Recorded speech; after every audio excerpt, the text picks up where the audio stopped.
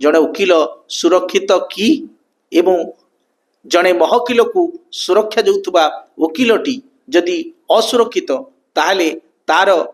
प्रभाव गणतांत्रिक राष्ट्र व्यवस्था कौन पड़ो ता आम समस्त निश्चिंत भाव में गोटे बड़ प्रश्न तैयारी करिछि। जड़े वरिष्ठ आईनजीवी को जदि निज घर को फेरुला बेले निर्मम भाव हत्या करागला एवं सार्प सुतर्क जरिया तेबे वर्तमान समय रे राज्य रे एक प्रकार चैलेंज सृष्टि है जी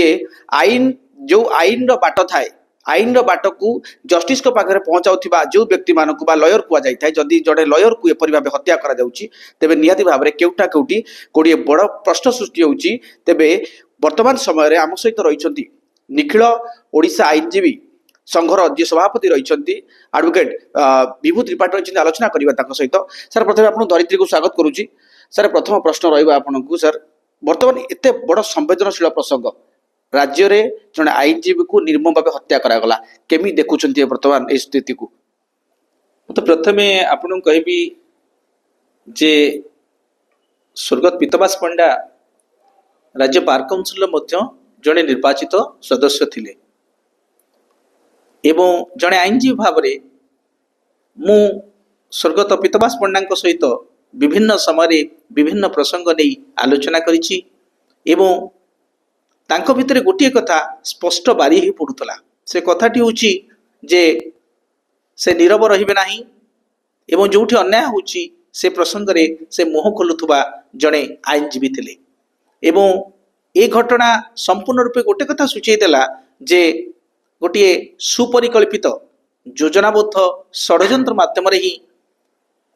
पीतवास पंडा को हत्या कर एवं घटना जो व्यक्ति माने संपृक्त अच्छा से 36 घंटा पर पुलिस गिरफ्त कर विफल होती ये निश्चिंत आम समस्त गोटे उद्वेगजनक विषय कारण आमे होचे आईन अभिभावक आईन एवं लोकों भितर जो सेतु से सेतुटी होची आईनजीवीटी एवं आईन रो शासन व्यवस्था रे सबुठारु गोटे मूल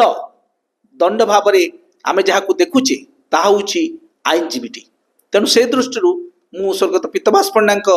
मृत्यु आम समस्त गोटे बड़ प्रश्नवाची सृष्टि करिछि। जड़े वकिल सुरक्षित कि एवं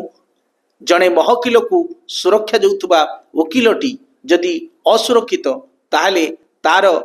प्रभाव गणतांत्रिक राष्ट्र व्यवस्था कौन पड़ो ता आम समस्त निश्चिंत भाव में गोटे बड़ प्रश्न तैयारी करिछि। अच्छा वर्तमान समय जब जो घटनाटी घटिला सर कि जदि गोटे प्रकार एडवोकेट आईन जदि न आसुछि तदि एवं परिप्रेक्षी जदि एभली घटना बारंबार पूर्वर देखिछु गोटे आईनजीवी आक्रमण शिकार होइछंती तबे वर्तमान समय बाबूनाथी गोटे कड़ा पदक्षेप नवार समय आछि राज्य सरकार निखिल ओडिशा आईनजीवी संघ विगत 5 वर्ष धरी राज्य सरकार निकट में गोटे दाबी उपस्थापित करी आछि। से दाबीटी होछि जे अन्य राज्य मानक भली आम राज्य में एडवोकेट्स प्रोटेक्शन एक्ट आसबार आवश्यकता अच्छी आम गोटे लीगल फ्रेमवर्क तैयारी करिवार आवश्यकता अच्छी जो गोटे रोबस्ट मेकानिज्म रहिबो एवं जार फलस्वरूप कि जड़े व्यक्ति आईन पेशारे थिबा जड़े आईनजीवी को जेकोसी समय ये जो अटैक करवा ये गोटे नीतिदिनिया कार्य हो पड़ी ता देहरु विरत रखा हेले आमको गोटे सुरक्षा आईन आवश्यकता को आम उपलब्धि करिछु एवं सरकार के निकट में आम दाबी बहु वर्ष है रही आसी किंतु किभली भाव में गोटे advocates protection act legal framework हम एथिपाई high court bar association all Odisha lawyers association Odisha state bar council एवं राज्यर अन्य बार एसोसिएशन कर्मकर्ता मानू नहीं गोटे कंसल्टेशन कर आवश्यकता अच्छी एवं सहमति भित्तिर गोटे रोबस्ट लीगल फ्रेमवर्क आम तैयारी कले ता आईनजीवी मानक निश्चित भाव में गोटे बड़ पदक्षेप हो पार। गोटे गुरुत्वपूर्ण प्रश्न स्वर्गत पीतवास पंडा शेष थर पर आप सहित कथा होते स्वर्गत पीतवास पंडा तांको सहित मोर शेष जहाँ इंटराक्शन होता सी संध्या 8:30 समय इंटराक्शंस अर्थात सोशल मीडिया रे आमर गोटे ओडिशा स्टेट बार काउंसिल गोटे व्हाट्सएप ग्रुप अच्छे से ग्रुप रे मु राज्य बार काउंसिल सेक्शन 35 रे प्रोफेशनल मिसकंडक्ट कौन एवं सेक्शन 36 एवं 37 रे बार काउंसिल रो कौन अपीलेट एवं सुपरवाइजरी जुरिस्डिक्शन अच्छी से संपर्क गोटे छोटिया लेखा लिखी जे आम आईनजीवी माने ए संपर्क रे जानिबा दरकार अछि। मु ए लेखाटी दबार किछि समय परे मते उत्तर आसीथिला भाई मु आपनक सहित संपूर्ण भावे सहमत। स्वर्गत पीतवास पंडा तांको सहित मोर सेई लास्ट जो लाइन टी सेठी मोर निश्चित भाव में मन रहिबो कारण सबु समय रे स्वर्गत पंडा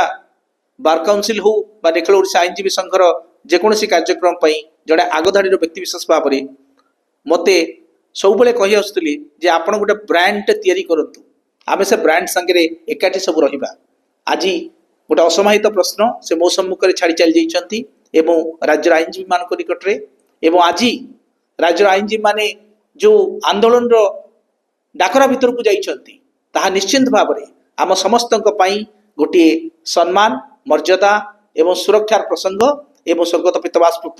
पंडा प्रति ये श्रेष्ठ सम्मान। बहुत बहुत धन्यवाद। मो सहित रही एडवोकेट विभूति त्रिपाठी रही जे कि तमाम सूचना रखुते कि शेष थर पर जितेबाला सोमवार दिन संध्या 8:30 समय से कथा होते पीतवास पंडा सहित कि परवर्ती किसी समय पर घटना घटी जहाँपाई आज संपूर्ण रूपे राज्यर समस्त आईनजीवी मैंने स्तब्ध हो पड़ते। वर्तमान समय गोटे कथा न्याय समस्ते मागुंट कि खूब शीघ्र एडवोकेट आईन आसू एवं परवर्ती जो विधानसभा शीतकालीन विधानसभा अधिवेशन में से आईन टी कार्यकारी करा परवर्ती समय जो पीतवास पंडा परिवार को 1 कोटी टंका राज्य सरकार क्षतिपूर्ण बाबद प्रदान करने आईनजीवी समस्त आईनजीवी मैंने आज एठारे समस्त दाबी उपस्थापन करते। कटकरू प्रभुकल्याण पाल, धरित्री लाइव। एई भिडियोटी आपनकु केमिति लागिला कमेंट करि जणांतु। धरित्री लाइव रो यूट्यूब एवं फेसबुक चैनल को सब्सक्राइब करंतु। अधिक खबर पई लॉगिन करंतु www.dharitri.com।